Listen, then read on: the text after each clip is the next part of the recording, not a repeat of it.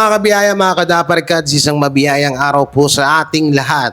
At ito yung panonoorin po natin at mga re-reaction na video natin ay walang iba kundi yung mga showbiz viral issue, top trending issue at top viral issue. At dito may isang video tayo na isisingit no, na hindi kaaya-aya talaga sa aking pandinig, sa aking utak. Ewan ko ba ba't may mga ganitong mga vlogger. Unahan ko na po kayo, hindi po ito vlogger ng It's Showtime, hindi po ito vlogger ng fake bulaga or ng generic na itbulaga. Ito po ay isang malaking, sa tutusin, medyo malaking na siya, followers. Maraming nanonood sa kanya. At hindi ko alam kung bakit maraming nanonood sa kanya. Alam nyo, minsan napag-iisip ko mas deserve pa ng ibang mga tao yung mga channel at mga followers ng ibang content creator dito at influencer na ini-influensyahan yung mga manonood nila sa maling kaalaman at maling gawain. Boom! At ayun, pag-uusapan po natin ay Ipo Phil ay naglabas na. Hindi daw talaga masyadong 100% pa na mapasa kamay ng Tape INC or ng Halusos Brothers ang titulong Itbulaga. So dito yung reaction na natin yan. At eto, may isang vlogger na Joey De Leon, no? Parang sinisisi niya na naman si Joey De Leon.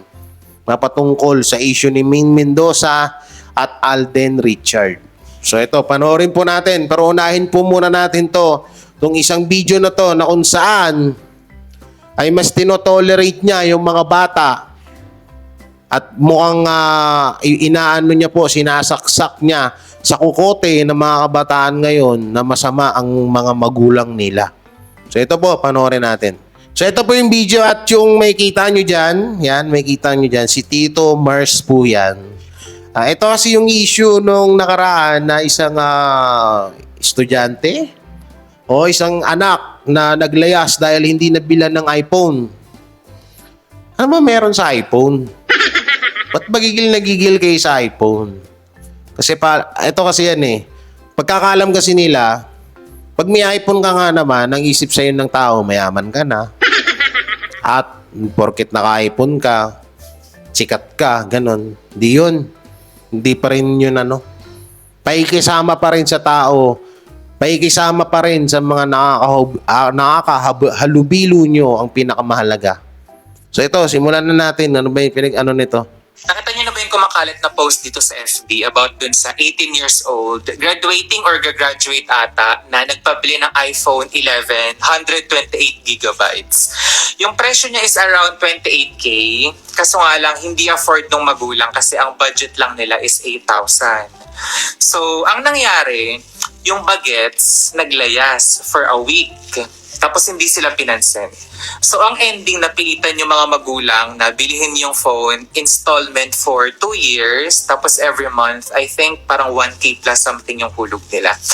Tapos ang sabi nung nag-post, basically sinisisi niya yung bata. Kasi dapat daw as a Gen Z, 18 years old, dito sa topic na to, hindi nagpupumilit ng mga bagay na luho, most especially kung hindi mo afford. Wag mong idadama yung magulang mo sa mga luho mo. Wag mo silang pipilitin kung hindi mo afford. So dapat daw ang gawin is as a Gen Z, maghintay hanggang sa magkaroon ng trabaho. Pag nagkaroon na ng trabaho at nagkapera, dun dapat bilihin yung mga gusto nila, di ba? Well, for me, I think mali yan. Yes, mali yan. Kasi unang-una, 18 years old, legally, by law, dito sa Pinas, matured na yan or matanda na yan, di ba? But intellectually speaking, aminin naman talaga natin na 18 years old, wala pa masyadong alamin sa buhay. Mangmang pa yan. Hindi pa yan matured. When I was 18, hindi ako matured. At all, wala talaga. Hindi ko alam kung matured ka nung 18 years old ka. If you were, good for you. But generally, pangkalahatan dahil na sa generation ngayon, Gen Z, lalong-lalo na yung 18 years old, wala pang alam yan, di ba? Wala pang alam yung mga yan, puro pa mga laro-laro yung alam niya mga yan. As a parent, it's your responsibility. Responsibilidad mo na dapat kinausap mo yung bata na, anak, for now, hindi pa natin afford yung phone na gusto mo. Meron kami ditong 8,000, baka pwedeng mag-Android phone ka na lang muna, di ba? Kung yung bata na yan, napalaki mo ng maayos, with love, with care, maayos yung ambience niya sa family, yung culture niya sa family, yung environment niya sa family is maayos, kahit mahirap kayo, maintindihan niya yan. Maintindihan niya yan. Hindi yan maglalayas, di ba? So, I don't think kasalanan to ng bata. Most part, kasalanan talaga to ng magulang. Kasi as a parent, responsibilidad mong mag-provide sa anak mo. Hindi lang yung bare minimum. Kasi when you say bare minimum, yun yung mga shelter, food, love, affection, whatever, and all. Yung nasa Abraham hierarchy of needs ni Maslow. Kung alam niyo yun, ito yung sinasabi ko. So, pag nagkaanak kayo, hindi lang yun yung dapat nyong i-provide. Kasi yun yung bare minimum eh. Those are the requirements. Dapat ma-provide nyo din yung mga luho ng mga anak ninyo. O, what ba yung mga luho na considered? Ayan, iPhone 11. Luho yan. Nike na shoes. Luho yan. Mamahaling damit. Luho yan. Mga damit na binibili nyo sa department store, luho yung mga yan. Diba? Kasi kung gusto mo lang talaga mag-stick dun sa basic, pwede ka naman bumili ng damit sa Tiangge. Sa labas, damit din naman yan. Diba? Yung sapatos sa palengke, sapatos din naman yan eh. Diba? So, yung cellphone na 3310, basic. Diba? So, ayun. I think ito yung hindi naiintindihan ng mga older generations na mga magulang na dapat kapag nagkaanak kayo is consider nyo rin tong mga luho. Kasi when you say provide, it does not only mean na yung basic yung ipaprovide ninyo. Yung bare minimum. Yung mga sinabi ko kanina, di ba? Hindi lang naman yun yung dapat yung kayang i-provide sa mga anak ninyo. Dapat handa rin kayong i-provide yung mga luho nila. Kasi part yan ng buhay eh, di ba? Aminin naman natin na tao tayo at meron talaga tayong luho, di ba? Hindi naman pwedeng bare minimum lang talaga. Hindi naman pwedeng kakain ka lang ng go, grow, glow foods on a daily basis, di ba? Siyempre minsan, kakain ka rin ng mga dessert, ng mga ice cream and all. That's part of life. Kaya ito yung gusto kong maintindihan ng mga babae ngayon na balak mag-anak in the future na dapat handa kayo sa mga ganitong responsibility. Hindi yung palaging sinisisi niyo yung bata kasi ayan yung nakagisnan nyo. Hindi porket ayan yung nagawa nyo nung bata kayo is dapat ayan na din yung ginagawa ng mga kabataan ngayon. Hindi porket nagtiis ka para magusto mo yung luho. Hindi porket nagtiis ka para makuha mo yung luho mo, dapat magtiis na rin yung mga generations ng kabataan ngayon para makuha nila yung luho nila. That's not it. As a parent, you should be providing a comfortable life to your children. Whatever it may be. Kung sa bata na yan, feeling niya komportable yung meron siyang iPhone 11, well, then so be it. Diba? So, dapat hindi natin masyadong biniblame yung mga kabataan sa mga ganito. Kasi most of the time, kasalanan talaga to ng mga magulang. It's all their fault. Sprinkle, sprinkle. Palibasa kasi, pinanganak ka ng mayaman. Palibasa kasi, nung pinanganak ka at nagkaisip ka at nagkaroon ka ng mga gusto mo, lahat ng layo mo ibinigay sa'yo ng magulang mo. At eto tatandaan mo, walang magulang na ayaw nila ibigay yung mga gusto ng kanilang mga anak. Gusto man nila ibigay yan, hindi nila kaya dahil sa hirap ng buhay dito sa Pilipinas. Ultimo, na pambili nila dapat ng iPhone na yan, ay pambibili na lang nila ng bigas. Nasasabi mo yan, ikaw na vlogger ka, Tito Mars, nasasabi mo yan kasi nga, pinanganak kayong mayaman. Pinanganak ka na lahat ng gusto mong bilhin, na gusto mong hingiin sa magulang mo ay naibibigay sa'yo dahil nga mayaman ka. Dahil sunod ang layaw mo, sunod ka sa layaw ng mga magulang mo.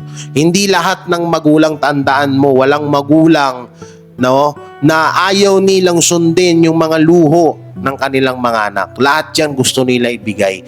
Kaso may mga pagkakataon at may mga katayo or estado sa buhay ng mga magulang na sobrang kapos sa pamumuhay.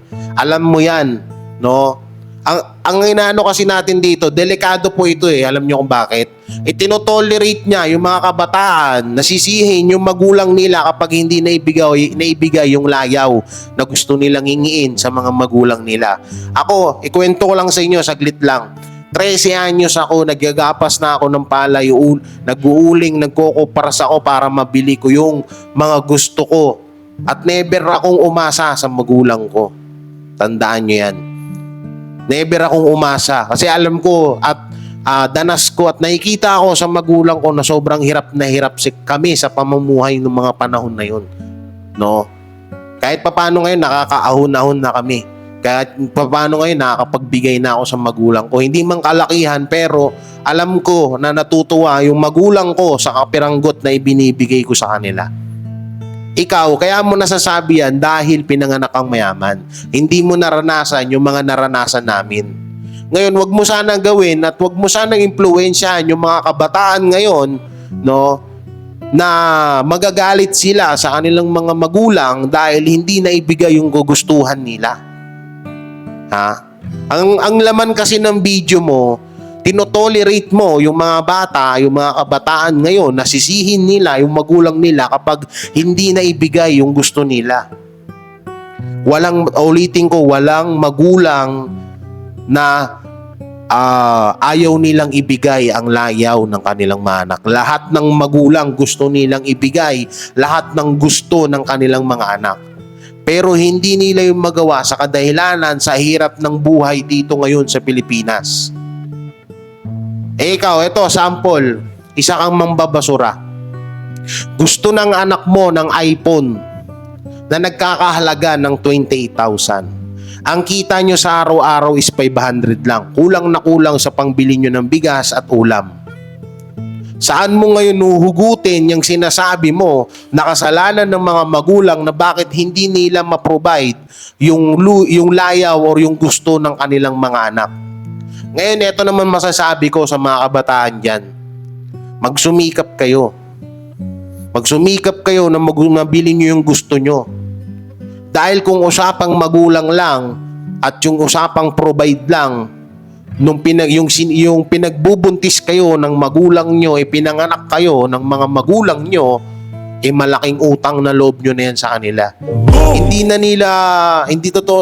na big deal sa mga anak or hindi na big deal para na porket hindi kayo mabigyan ng yung gusto nyo, susumbatan nyo yung mga magulang nyo, leche kayo. Hindi yun ganun. Kaya ikaw, etong mga ganitong vlogger, wala to eh. Ang laki-laki ng followers mo, ang daming nanonood sa'yo, pero yung content mo, basura. Totoo yan. Kahit pa mapanood nyo itong video ko, basura. Sobrang basura. Biruin mo, ito tolerate mo yung mga kabataan na maging tamad, na maging naumasa na lang ng umasa sa magulang. Tapos sasabihin mo, 18 years old, mangmang. May mga 15, 16, 17 years old ngayon na may mga anak na. Paano magiging mangmang? Ikaw siguro, nung panahon na yon, mangmang ka kasi nga asa ka sa magulang mo. Damn! Dahil sa edad mong 18 years old na dapat nagsusumikap ka na, nakaasa ka pa rin sa magulang mo. Kaya mo nasasabi yan. Diba mga kadabarkads? Tama naman yung sinabi ko. Ang video kasi to tinotolerate niya yung mga kabataan na umasa na lang sa magulang. Umasa na lang na parang pinapalabas niya pa rito, magalit yung mga kabataan yung na kapag hindi naibigay ng magulang yung gusto nila. Bakit? Lahat ba ng tao dito sa Pilipinas mayaman? Kung mayaman ka, pwedeng-pwede yung sinasabi mo. Ang gusto niya kasi dito, ang gusto niya iparating dito, wag magpamilya ang isang babae or lalaki kung hindi naman kaya, maibigay or mai-provide yung kagustuhan ng anak. Lahat ng magulang gustong i-provide ang kagustuhan or gusto ng mga kanilang mga anak. Pero hindi nila yung magawa sa kadahilanan sa hirap ng buhay dito sa Pilipinas. So ilang na-high-blood lang ako ng konti. Ewan ko ba sa mga, alam nyo, mas deserve yung followers, yung views nito, mas deserve pa ng ibang vlogger na may mga healthy content. Sabihin ko sa inyo, yung content ko, hindi ito healthy. Hindi 100% na healthy to. Hindi ko inaangat yung bangko ko. No. Pero kahit papaano, Alam ko sa sarili ko na may napapasaya at may natututunan kayo sa mga video na inilalabas ko dito sa channel ko. So yun, mapunta na po tayo dito sa video na kung saan ay binabanatan si Joey De Leon na kesyo ewan ko dito sa vlogger na to eh. Ito na naman to eh. May isa na. Ano to? Aldab vlogger. So ngayon ko lang siya napanood. Pakinggan nyo na lang para lubos nyo maunawaan. So ito po yung video mga Kadabar Kads. So panoorin natin. Ito na naman yung walang kamatayan na ngayon dati sinisisi nyo si Alden Richard kasi nagpabaya kaya hindi naging katuluyan ni Maine Mendoza. Ngayon naman yung TBJ naman or si Joey De Leon naman yung sinisisi nyo. Ay nako. Panoorin natin. Para sa video natin ngayong araw, meron na naman po tayong fresh at nagbabagang updates patungkol kay Maine Mendoza at kay Alden Richards. Kung tunay mong mahal si Maine Mendoza at Alden Richards at ngayon ka lang nakadalaw o di naman kaya ay naligaw sa channel na ito, please po, i-click mo na yung subscribe and bell buttons pa talagang sobra-sobra kung magmahal kina Maine at kay Alden. Dahil na naman po sa statement na binitawan na naman po nitong si JDL. Paano ba naman kasi? Kani-kanina lamang po, nagbitaw na naman siya ng mga salita na sila po talaga ang sikat. Sikat na sikat kami. Yan ang sinabi nitong si JDL. Hindi ang Aldab, kundi ang TVJ. Ganun po siya kabilib at ganun po kataas ang tingin niya sa TVJ. Kay Tito, Vic, and Joey. Okay? At kailanman, never pong ikinlame. Never kinlame ang isang Maine at Alden. Well, kung di ako nagkakamali, sila pa nga po nagsabi na sinalban ni Maine at saka ni Alden ng Itbulaga, noong mga panahong mamamatay na ho, ang ratings nila. Ngayon, bakit nga ba ito yung pinagsasabi niya na after nearly 5 decades, sikat na sikat kami. And it was also published in, kung di ako nagkakamali, sa Inquirer din po ito. Makikita nyo rin naman po sa account nitong si Joey De Leon. Ang dami ho kasing nabubwisit dito ngayon kay JDL. At syempre, susubukan nating pakalmahin itong mga netizens na ito. Ganoon na rin po si JDL habang meron pa mga taong natitira na may respeto po sa kanila. Lalo na po kay JDL. Unang-una, hindi may kilala si Maine Mendoza at Alden Richard. Ito po, nangihingi po ako ng sorry sa Aldab Nation at kay Maine Mendoza at Alden. Ito po, real talk lang. Hindi may kilala si Maine Mendoza at Alden Richard kundi dahil sa TBJ. At oo, nandun na tayo sa point na yon na talagang bumulusok ang ratings ng Itbulaga nung panahon ng Kalye Serye at ng Aldab. Andun na tayo nun. Pero eto ba naisip nyo? Sa tingin nyo maiisip ni Maine Mendoza at Alden Richard yung segment ng Kalye Serye na yan? Na kung hindi dahil kay Joey De Leon. Kay Joey De Leon. Sa TBJ, sa Tito Vic and Joey. Kay Tito Soto, kay Bossing Vic Soto, kay Joey De Leon. Sa tingin nyo sila yung gumawa? Sila yung nag-isip ng Kalye Serye? Yung Yaya Dab, yung Lola Tinidora, yung mga lolas, yung ganap nila Alden Richard dyan. Sa tingin nyo, naisip sila Maine Mendoza, nakaisip niyan? Tsaka yung sinasabi ni Joey De Leon na sikat, totoo yun. At hindi sila Alden Richard at Maine Mendoza ang pinatatamaan dun. Sinasabi ni Joey De Leon na sikat na sikat. Yung interview niya po yung kay Julius Babaw. At sinabi ni Joey De Leon na sikat dahil lahat ng social media, lahat ng mga showbiz ngayon ay sila talaga yung nangunguna sa panahon ngayon. Gawa ng yung nangyari sa kanilang issue. Kaya niya nasabi na sikat. Etong tangang vlogger na to, ikinonvert niya sa issue ni Maine Mendoza at Alden Richard. Idinikit niya doon, ikinonek niya na para yung mga Aldab, kayo na mga Aldab na supporters ni Maine Mendoza at Alden Richard ay magalit kay Joey De Leon. Ayun yung taktika nitong mga hinayupak na mga vlogger na to. Sorry medyo na ako magseta kasi nakakainis kasi. Bakit may mga ganito, no? Alam niyo yung ito yung mga vlogger na para kumita ng pera, mga hamak ng iba. Gagawa-gawa na issue, magpo-provoke ng issue. Ngayon, pag nag-provoke yung issue, susunod-sunurin ng content para kumita sila. 'Di ba? Wala, ni minsan hindi sinabi ni Joey De Leon at hindi nila sinumbat na yung Aldab at Alden Richard Min Mendoza, kundi dahil sa kanila, hindi rin sisikat yan. Ni minsan hindi nasabi ni Joey De Leon yan. Yung sinasabi nyo na sinabi ni Joey De Leon na sikat sila, totoo naman. Dahil na sikat sila, gawa nga nung yung nangyayaring issue ngayon at wala pa man tong issue na to ay sikat naman na talaga ang Itbulaga. Wala pa si Min Mendoza, wala pa si Alden Richard, ay sikat na ang Tito Vic and Joey at ang Itbulaga. Para lang sa kaalaman nyo, baka mamaya kasi hindi nyo alam eh. No? Ang daming artista na mga pinasikat ng Tito Vic and Joey dyan sa Itbulaga. Nandiyan sila Tony Gonzaga, Maa Salvador, Min Mendoza, Alden Richard, at iba pa. Diba?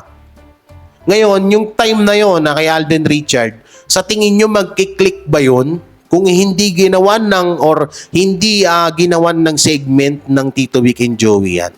Sa tingin nyo yung high nila na yun, kung hindi naisipan ni Main, alam nyo minsan kasi nangyayari dito, talagang lahat ng mga segment, tinatry yan eh. Katulad nung kay Mayor Jose Manalo. Hindi naman sadya na parang i-promote or sabihan ni Tito Soto si Jose Manalo na magtumakbo kayang kapitan. Pumasok sa isip ng TVJ na pwede palang maging segment yun. O nag-click, di ba? Ganon din yung nangyari kay Alden Richard at Min Mendoza. Kaya ikaw na vlogger ka, o mapapanood mo man to, wag mo sabihin yung ganyan. Ang pangit ng content mong hinayupak ka. So yun, hindi natin tapusin to. Mahaba tong video na to. Ayoko nang tapusin yan. Mapunta na po tayo dito sa issue ng Ipopil versus ng Tape INC trademark na 10 years ay maaari daw palang mapawalang visa. So ito po si ano bang channel nito?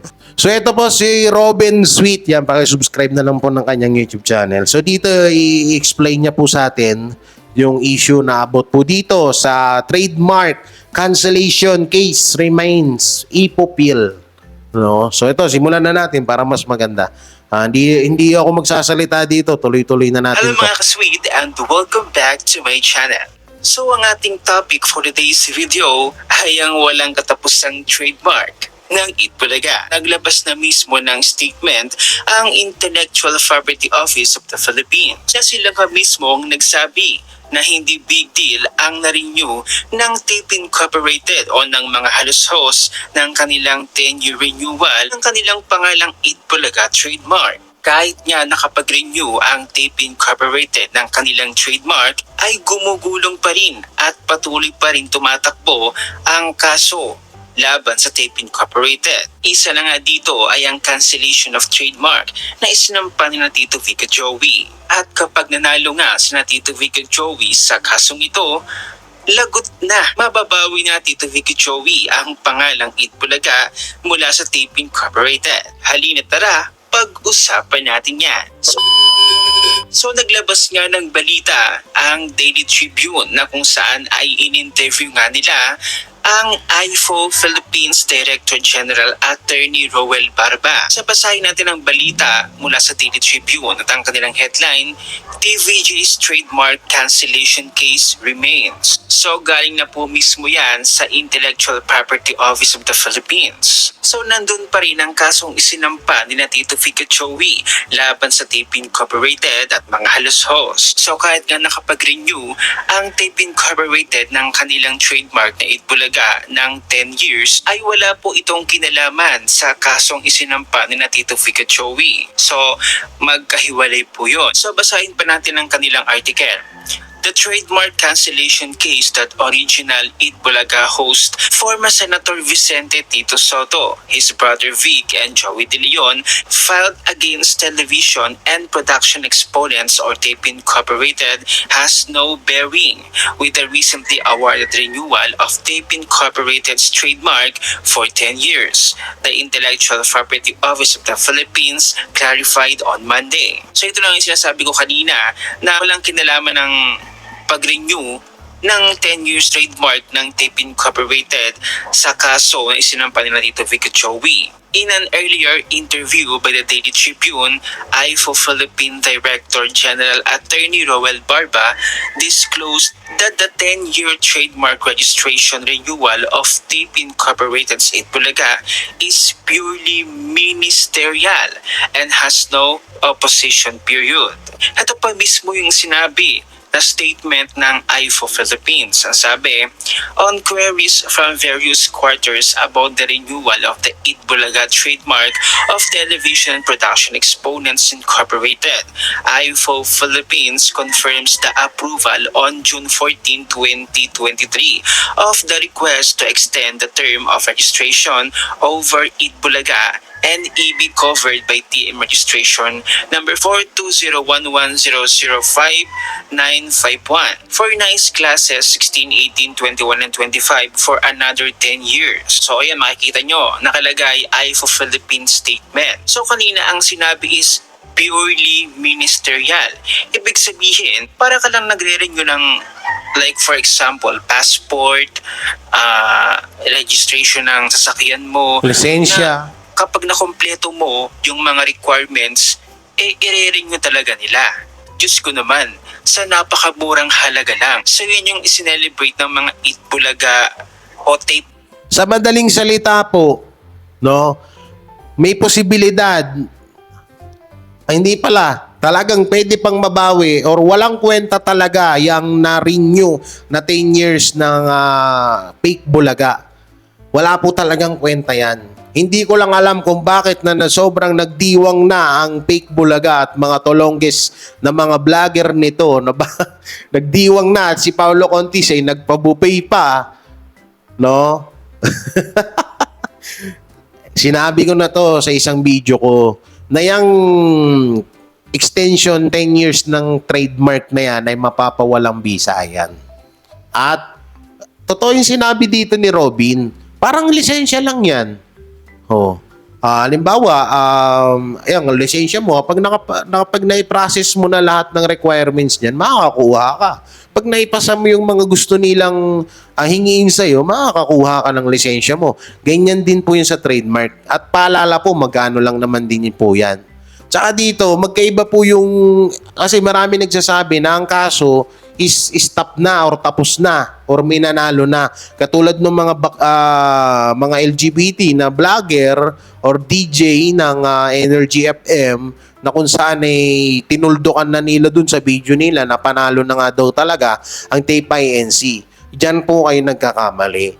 No? Kahit nakapag-renew ng trademark na 10 years ang TAPE INC o ang Alusos Brothers ay hindi pa rin po tapos ang kaso.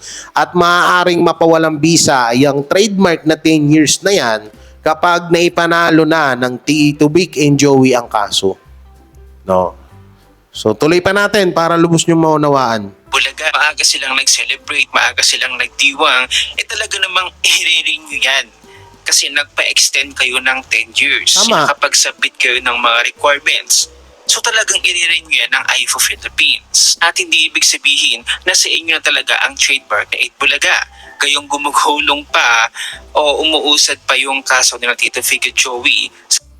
Ang pinapalabas kasi ng TAPE INC sa mga tao para alam mo yun, yung binubulag nga nila, yung mga netizen, na uy kami na yung nagmamayari ng trademark na Eat Bulaga. Hindi.